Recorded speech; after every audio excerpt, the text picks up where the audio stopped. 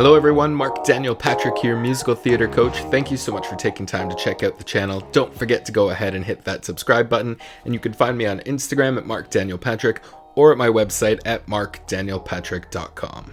Recently had a viewer ask me about my thoughts about Disney films turned into musicals, so I thought this was a great idea for a video and a way to answer that question. Having been in the audience for Broadway musicals such as Little Mermaid, The Lion King, and Tarzan, and hands down the best part of these musicals is watching and listening to every audience member, young or old, witness the magic of their childhoods brought to life. So today we're going to take a look at another show that I was so lucky enough to see the original Broadway cast, and that is The Little Mermaid. With performances like the incredible Tituss Burgess and Sherry Renee Scott, but for me, the standout performance of this show was the breakout sensation of Tituss Burgess. Growing up in a town that had a population of about 240 people, Tituss taught himself to play the piano and was the director of his town's church choir at just 11 years old. He's an absolute musical prodigy who has a vocal range of over 4 octaves. Now, the video we're going to use today isn't the greatest quality, I apologize for that, but it is the best version of his performance I could find,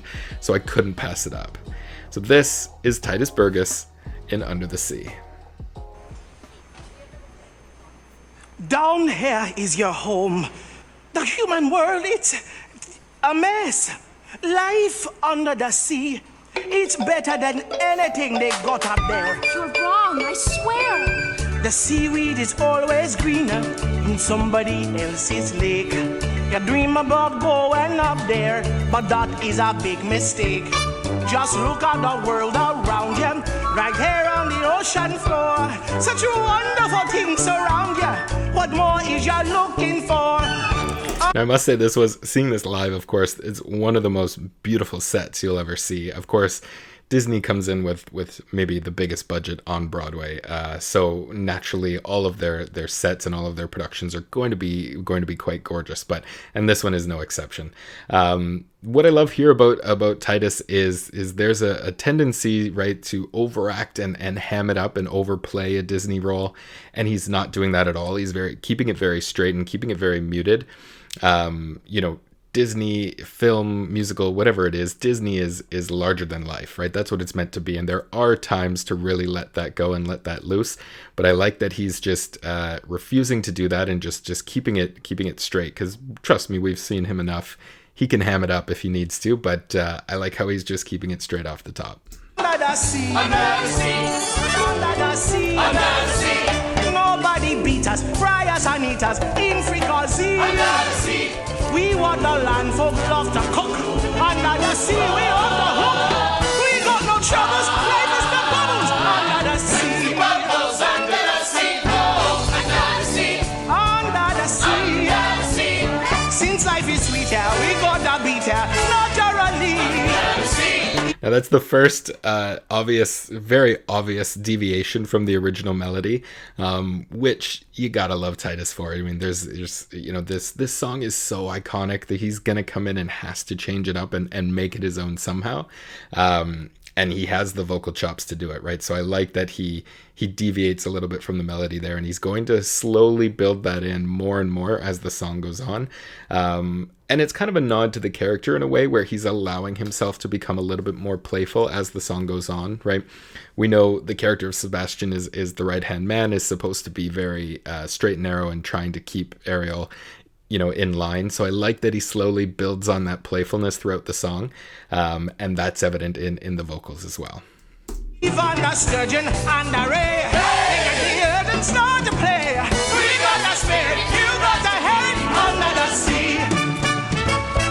The new play the flute, the car play the harp, the plates play the bass, and they sound the sharp. The bass play the brass, the chop play the top. The flute is a duke and soul. The red he can play the big song, the strings the drum rocking out. The blackfish she sings, the smelt and the sprite. They know where it's at, they know that goldfish blow. It's so good. As they go into a dance break here, this is a very good lesson on character pieces and character songs and establishing what your job is within a show. And this is this is a perfect example of that. So what I mean by that is, as a character actor in this number, your job as the actor is to tell the story, stay true to your character, and basically drive the plot or the purpose of the number. The ensemble in this case, their job is to create the world around you, create the magic, and create the spectacle of it. And those are two very important jobs, two very difficult jobs, but it's important that each side stays true to that, because if there's some crossover starting to happen, that's where you run into some problems. I'll go into more detail on that in future videos, but it's very important for the ensemble to do their job and do their job well, but it's also important for the character actors not to try and create too much of the world, because it's already being done for you in a piece like this.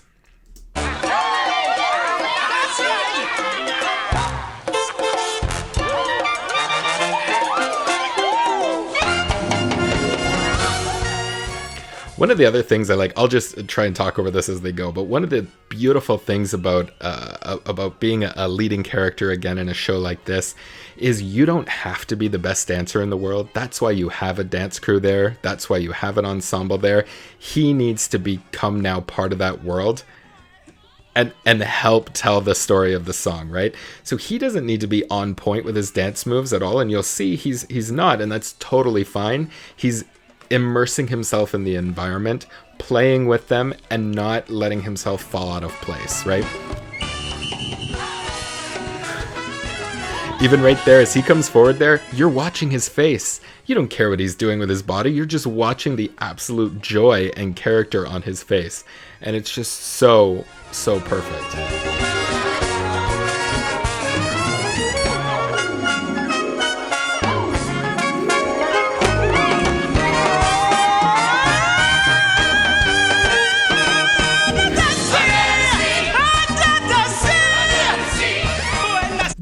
We have to go back on it. I know.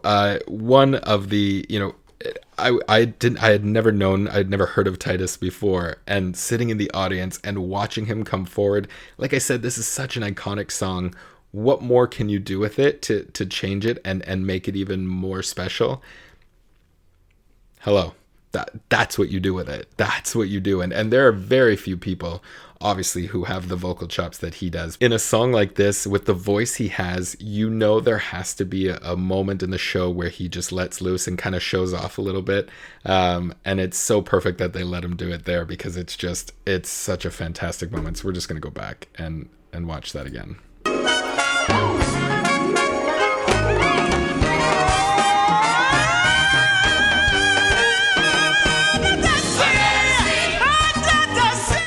I'm gonna throw my shoe at him.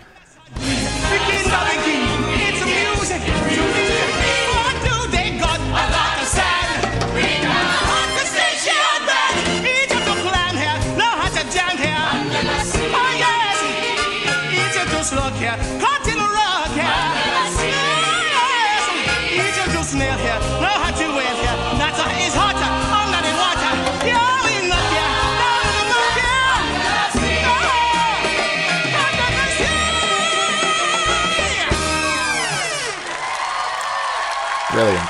It's so good. That range that he has and where he's hitting those notes, it's a falsetto, but it's almost as if it's in a female voice, where they have your chest and your head voice, and then you have a little bit of a mix that you can blend the two together. It's very much in that range, because that falsetto is just so well supported and just so strong, where normally in a male falsetto you lose a lot of quality. There's a breathiness that comes forward that kind of takes the quality away. Still maintains the note, but just the breath comes in and pulls the note back a little bit. There's very little breath in there, and he's able to support those notes so incredibly well. It's incredible what he's able to do, and thank God that Broadway found him, because it's an absolute joy to watch, and it's an absolute pleasure to listen to someone who has a voice like that. So really, for me, in answer to the question of what I think about Disney films being turned into musicals, I mean, honestly, keep them coming. Like, seriously, obviously Disney is, like I said, Disney is larger than life.